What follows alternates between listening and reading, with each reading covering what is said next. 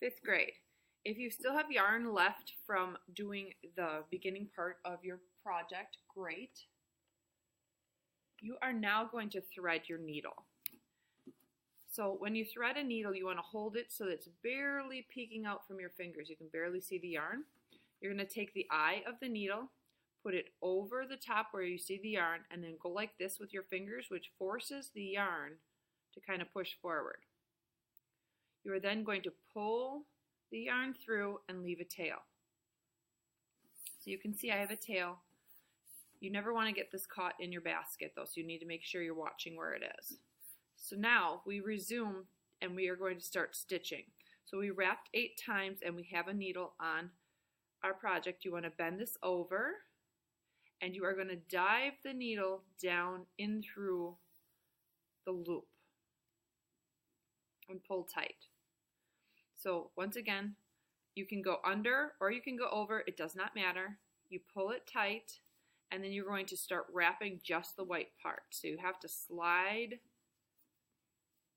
that over. If something comes unwrapped, it's no big deal. 3, 4, 5, 6, 7, 8. Sometimes it's just as easy to cover it with the needle. So I'm going to jump my needle across from the row I just stopped at and stitch.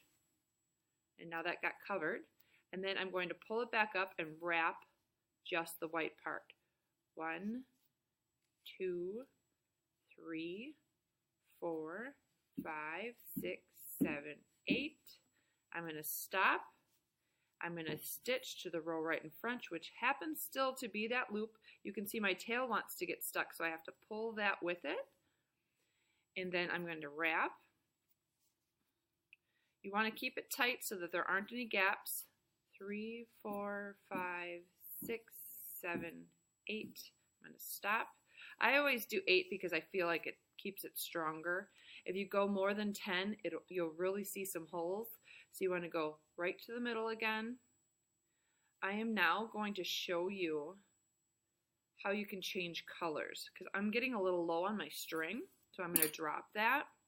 I'm going to attach it to the rope that I'm holding onto so things don't come unraveled. And so that you can see it better, I'm going to use black. You are going to, oops, I almost lost it.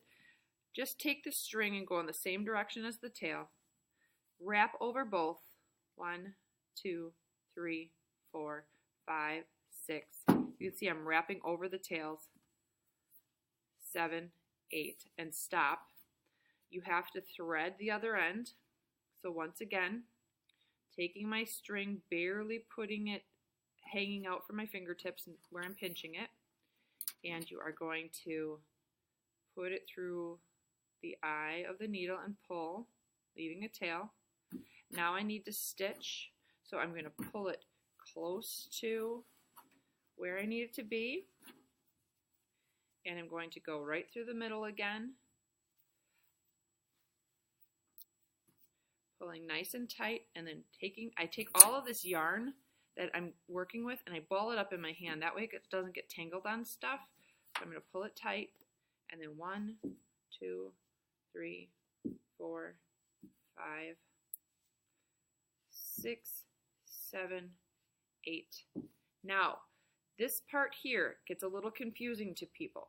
You're always going to go the row ahead of it, but because this becomes like a 2 rows, I'm just going to jump over both into this section here.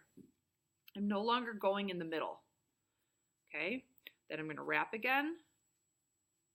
I kind of do a wrap slide at the beginning. You won't always have to do this. 3. Now this little tail from the last time I connected the strings is kind of getting in the way, and at this point I can trim it. I can trim both of those so that they are out of the way. Makes it look nice and neat. 5, 6, 7, 8, 9, 10. I'm going to stop, wrap it on itself. Now I'm not jumping here anymore. I'm just going to the row in front, which happens to be here. You want to line those stitches up. And then you're going to pull tight again and then wrap 8 to 10. 3, 4, 5, 6, 7, 8. Put it on itself, wrap to the row in front. You're always just stitching right to the coil, the covered coil right in front. And you keep wrapping. You are going to continue doing this base until it measures a little over 3 inches before we start going up the sides of our basket. Stopping.